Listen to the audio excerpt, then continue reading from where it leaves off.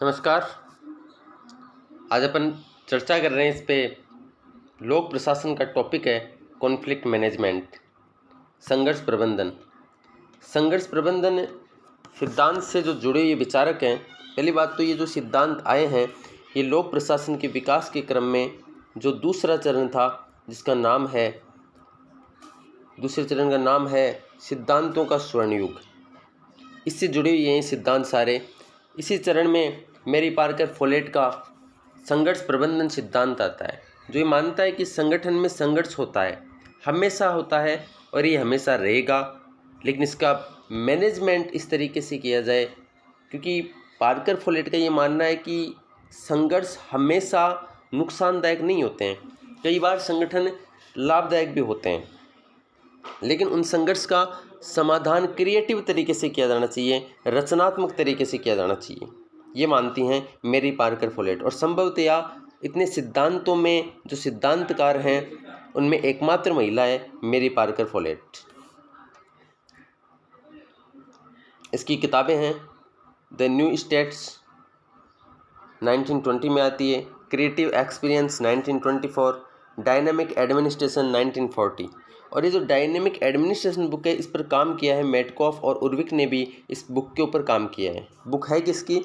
Book Mary Parker Follett की है, लेकिन मेटकॉफ और उर्विक ने भी इस पर काम किया है। सिंपल सी चीज़ है, कोई बड़ा ऐसे उलझा हुआ सिद्धांत नहीं है। मैरी पार्कर फोलेट सीधे सीधे बात करती हैं कि संगठन के अंदर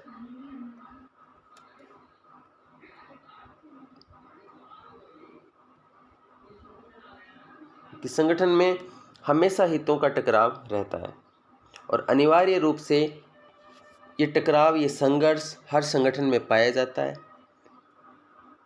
ये कभी भी समाप्त नहीं हो सकते हैं, ये हमेशा बने रहते हैं। पहले भी हितों का टकराव को लेकर के संगठन में विवाद थे कार्मिकों के मध्य, आगे भी रहेंगे, आज भी हैं, ये कभी भी समाप्त नहीं होते हैं। लेकिन ये मानना कि मतभेद हमेशा नुकसानदायक होते हैं, ये भी गलत है। अगर इनको रचनात्मक तरीके से इनका समाधान किया जाए, इनका मैनेजमेंट किया जाए, इनका प्रबंधन किया जाए, तो ये लाभदायक भी होते हैं, ऐसा मानना है मैरी पार्कर फोलेट का। और इसके लिए वो 3 तरीके बताती हैं सीधे सीधे। पहला है प्रभुत्व की विधि। प्रभुत्व की विधि का मतलब है कि जैसे ये 2 व्यक्तियों में विवाद है, एक ए है, एक बी है, तो एक व्यक्ति की इच्छाओं का दमन कर दिया गया और दूसरे व्यक्ति की इच्छाओं को मान लिया गया है, तो इसका प्रभुत्व स्थापित हो जाएगा। तो इसके मन में एक टीस हो गई जो संगठन के लिए नुकसानदायक रहेगी, ये प्रभुत्व की विधि। दूसरी है समझौता विधि, कि दोनों के मध्य समझौता करा दिया जाए, इसकी भी कुछ बातें मान ले, इसकी कुछ बातें मान ले, कुछ हित ये अपने छोड़ दे और कुछ हित ये अपने छोड़ दे। लेकिन पार्कर फोलेट का मानना है कि यदि ऐसा होगा तो हो सकता है कि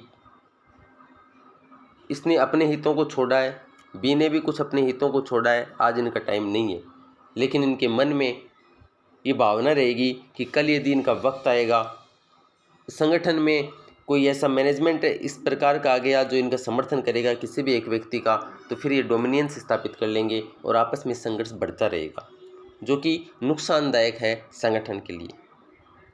तीसरा, जो खुद मैरी पार्कर फोलेट द्वारा इजाद है मतभेद को दूर करने की विधियों में, यह है एकीकरण, इंटीग्रेशन। इसमें ये कहती है पार्कर फोलेट कि इनकी भी बातों को मान लिया जाए और बी की भी बातों को मान लिया जाए, और इन दोनों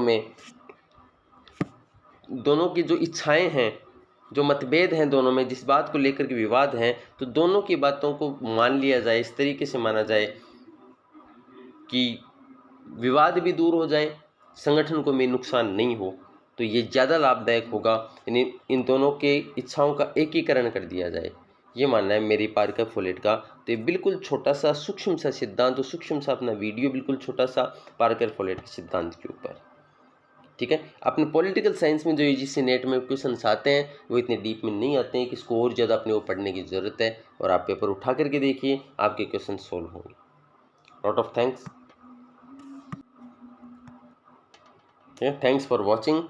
Please share the video and subscribe the channel. Lot of thanks for discussion.